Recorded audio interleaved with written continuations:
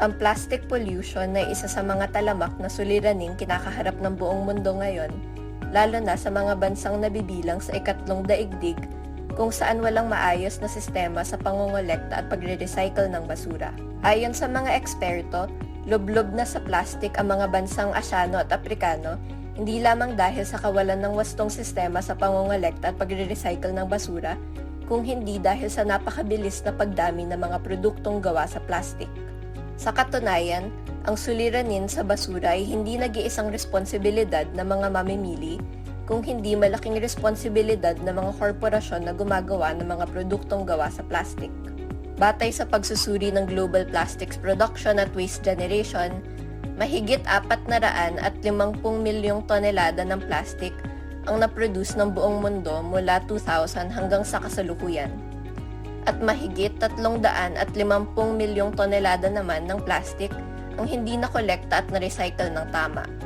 Mula sa 350 milyong tonelada ng plastic waste, 9% ay recycled plastic waste, 19% ay incinerated plastic waste, 50% ay plastic waste na napupunta sa mga landfill, 22% ay plastic waste na napapabayaan sa uncontrolled dump sites, open pits at sa dagat. Ang plastic waste pollution ay isa sa mga matinding suliraning kinakaharap ng Pilipinas ngayon, lalo na at kabilang ang Pilipinas sa mga bansang napapabayaan ng kanilang plastic waste sa dagat.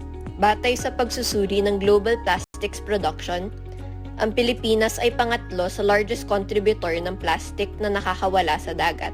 Ayon nga kay Environment Secretary Maria Antonia Yulo Loizaga, mula sa 2,700,000 tonelada ng plastic waste ng Pilipinas, 20% ng ito ay nakakawala sa dagat. Bagaman mas maraming plastic waste sa mga urban na lugar, marami-rami rin ang plastic waste sa mga rural na lugar dahil sa lower garbage collection rates na dulot ng kalayuan ng mga komunidad na ito sa mga lugar na pinagkukuhanan at pinangangasiwaan ng plastic waste.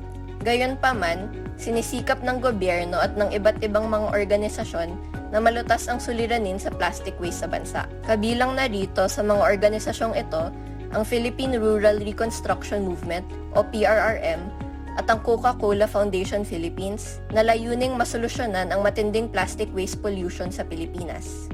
Ang Bayang Walang Basura ay isang proyekto ng PRRM at Coca-Cola Foundation Philippines upang malutas ang suliranin sa plastic waste sa bansa. Ang pangunahing layunin ng proyektong ito ay pagbutihin ang kaalaman ng iba't ibang mga komunidad sa bansa tungkol sa ecological solid waste management.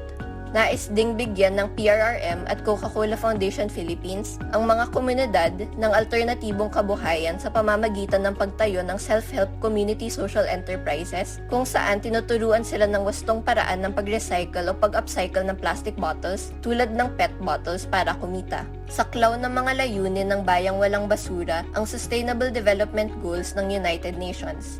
Bukod tangi dito ang SDG 8, Decent Work and Economic Growth, SDG 11, Sustainable Cities and Communities, SDG 12, Responsible Consumption and Production, SDG 14, Life Below Water, at SDG 17, Partnerships for the Goals. Sa pamamagitan ng ilang lectures at training sessions, hinahanda at ginagabay ang mga komunidad sa wastong pangangasiwa ng solid waste at sa pagtayo ng kanya-kanyang negosyo na makabubuti hindi lamang sa kanyang sarili, kung hindi sa kalikasang kanyang ginagalawan.